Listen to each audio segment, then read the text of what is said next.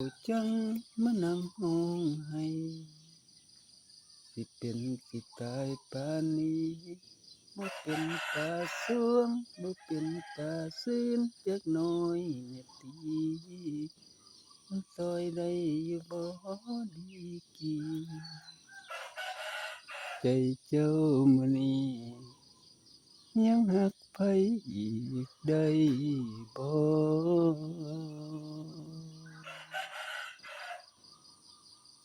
โอ้ไก่ขันพี่น้องทักทายยามเช้าเด้อเด็กกะทางฝากโอ้ได้หม้องอยู่คักขนาด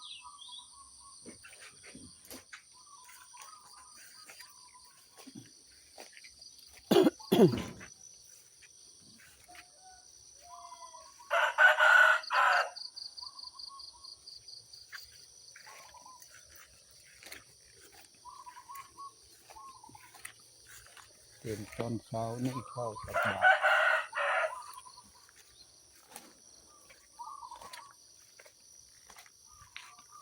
บรรยากาศยามเช้า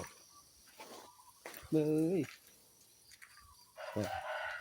กี่ก็กี่เนาะยังมืดอยู่ครับ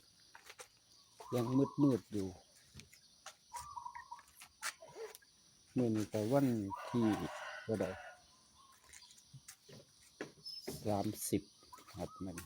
30ตุลา2568นะรดน้ำพริกกันนะพี่น้องรดน้ำพริกกันก่อนฝนตกเมื่อคืนนิดหนึ่งแต่ว่าบ่แห้งมาก่อนสิไปเฮ็ดแนวอื่นก็รดน้ำพริกก่อน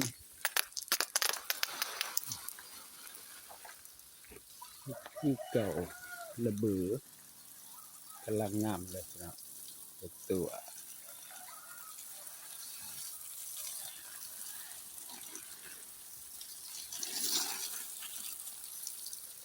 ทั้งสวนใหญ่แล้วก็สิปลูกผักครับกำลังเตรียมพื้นที่ก็ดีปลูกแล้วช่วงอากาศหนาวอากาศเย็นต้นไม้เป็นสิ่งที่ดีครับผม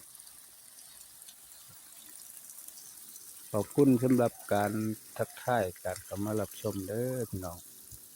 บรรยากาศยามเช้ามาฝากขอบคุณครับ